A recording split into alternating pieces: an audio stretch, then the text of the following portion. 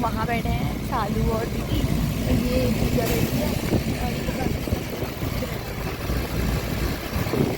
और वैसे खैरना की रूट है और देख सकते हैं आप कितनी ज़्यादा ख़राब हो गई है ये रूट। और फिलहाल तो यहाँ काम चल रहा है और ट्रैफिक भी बहुत ज़्यादा हो रहा है। एक तो उल्टियों से हालत ख़राब, ऊपर से इतना लंबा जाम लग गया। ये गाड़ियाँ अभी भी आ रही हैं। तो फाइनली हम भी पहुंच चुके हैं बाबा जी के दर्शन के लिए। हमें भी आज बुलावा आ ही गया होगा, इसलिए हम भी आ गए हैं। और प्लान तो हमारा कब से बन रहा था, तो हम भी पहुंच चुके हैं यहाँ। मैं क्या कह रही थी, सो ये गाइस, अंदर पिक्चर क्लिक और वीडियो बनाना तो अलाउ नहीं है, या ये बोलूँ कि अंदर फ़ोन ले जाना अलाउ नहीं है। तो इसलिए पहले मैं आती हूँ दर्शन करके, फिर मिलती हूँ आपको। एक युवा साधु बचपन में ही अपना घर परिवार छोड़कर हाथ में चिमटा और कमंडल लिए अपने गांव नीम करोरी, जिला फर्रुखाबाद, उत्तर प्रदेश से मन में बिना कोई चाह लिए सिर्फ राम नाम जपते हुए तप करने निकले। और अपनी इसी सादगी को बरकरार रखते हुए ये बाबा लक्ष्मण दास से बाबा श्री नीम करोली महाराज बने। मैंने पहली बार ऐसे किसी बाबा के बारे में सुना है जो सिर्फ और सिर्फ अपनी सादगी से ही लोगों को आकर्षित कर लेते थे। ये एक ऐसे शख्स थे जिन्होंने हमेशा खुद को समाज से और दिखावे से दूर रखा। और शायद यही कारण है कि अगर आप आज भी इस साधारण से आश्रम में जाते हैं तो यहाँ पर पिक्चर्स क्लिक करना या फिर वीडियोस बनाना सख्त मना है। इस आश्रम के अंदर 3 मंदिर हैं, एक बजरंगबली हनुमान जी का, दूसरा देवी माँ का और तीसरा नीम करोली बाबा का। 11 सितंबर 1973 जब वृंदावन में बाबा जी की मृत्यु हुई, या फिर यूं कहें कि उन्होंने अपने शरीर को छोड़कर समाधि ली, तो उसके बाद उनकी अस्थियों को यहाँ पर लाया गया और यहाँ पर उनकी एक मूर्ति बनाकर उन अस्थियों को यहाँ पर रखा गया।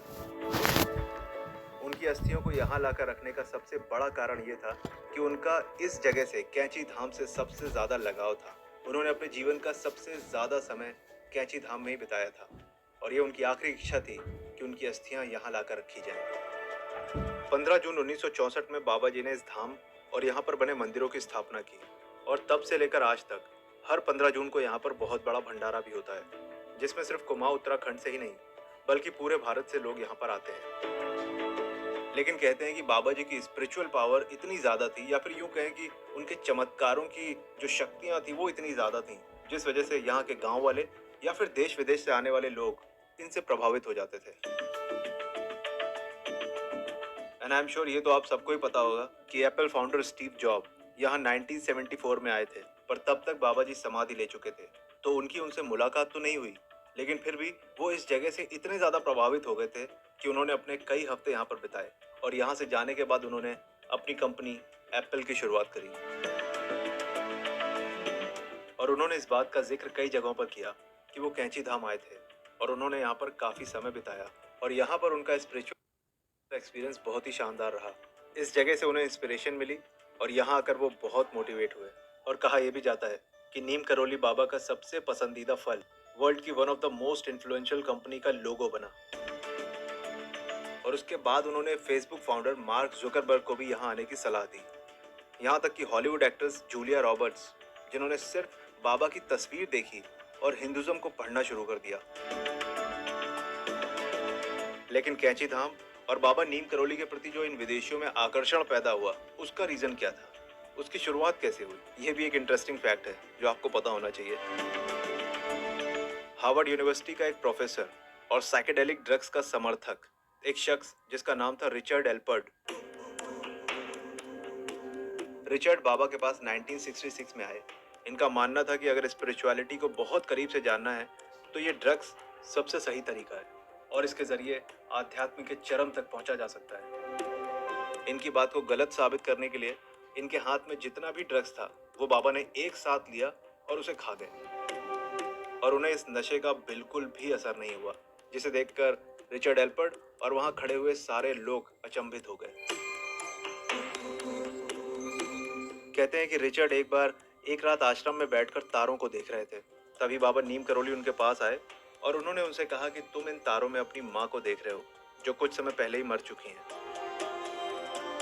ये बात वहां पर किसी को भी नहीं पता थी सिवाय रिचर्ड एल्पर्ड के, और ये सुनते ही रिचर्ड एल्पर्ड बाबा के पैरों पर गिर पड़े। और इसके बाद रिचर्ड ने आश्रम में रहकर बाबा की सेवा करनी शुरू कर दी और बाबा के साथ उन्होंने काफी समय भी बिताया। और यहाँ रहते रहते इन्होंने अपना नाम रिचर्ड एल्पर्ट से बदलकर रामदास रख लिया।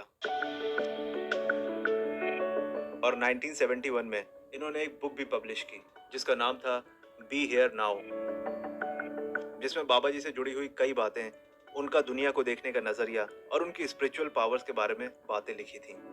इस किताब की लगभग 20 लाख से भी ज्यादा कॉपीज बिकी और वो अमेरिका में देखते ही देखते एक पब्लिक फिगर हो गए।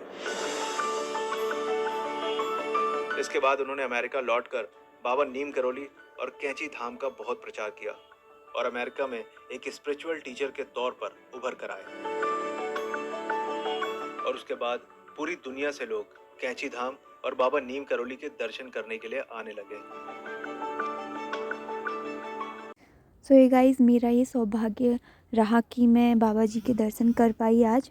और फ़िलहाल जितनी भी जानकारी हो मैं पूरी आपको देने की कोशिश करूँगी और आगे आप मेरी वीडियो में देख सकते हैं। मुझे तो बहुत अच्छा लगा यहाँ आके, बहुत अच्छा फील हुआ। आशा करती हूँ कि आप भी आए। लो इधर सबकी फोटो शूट हो रही है, ये वीडियो है, ये फोटो शूट। और ये देख सकते हैं बहुत ज़्यादा भीड़ है अभी शाम के टाइम पे भी। और अब मैं दीदी हम लोग सब जा रहे हैं, चलते हैं घर को अभी क्योंकि हमें गाड़ी नहीं मिलती है। फिर देखते हैं कितना वो टाइम कितना हो रहा है, टाइम कितना हो रहा है, ये बज गया होगा 4।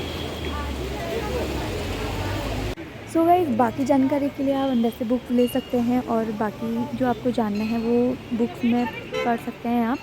और हमें तो यहाँ आके बहुत अच्छा फील हुआ। अब हम चलते हैं घर को क्योंकि हमारी बस आ चुकी है। और आशा करती हूँ कि आप भी यहाँ आएँ और बाबा जी के दर्शन करें। और यहाँ पर भी बहुत सारी फ़ोटोज़ देखने के लिए मिल जाएंगे आपको। आप यहाँ से कुछ भी ले सकते हैं फ़ोटोज़ बाबा जी की।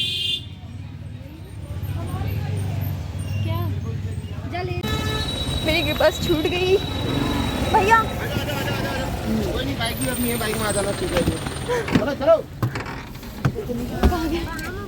छोड़ के आगे तो गंदे नहीं।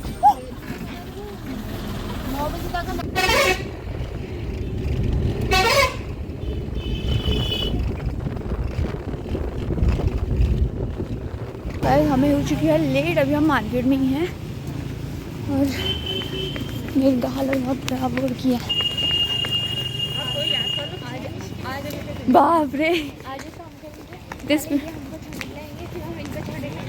सो गाइस, आपको एक चीज़ बताती हूँ, इन लोगों ने मेरे को वहीं छोड़ दिया। ये सब लोग बस में चले गए और बस चलेगी वो आगे, मैं रह गई वो पीछे। सब के सब गंदे हैं बहुत ज़्यादा।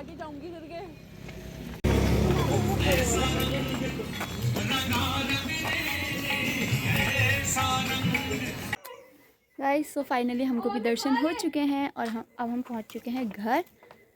तो चलते हैं, मिलते हैं नेक्स्ट व्लॉग में। बाय।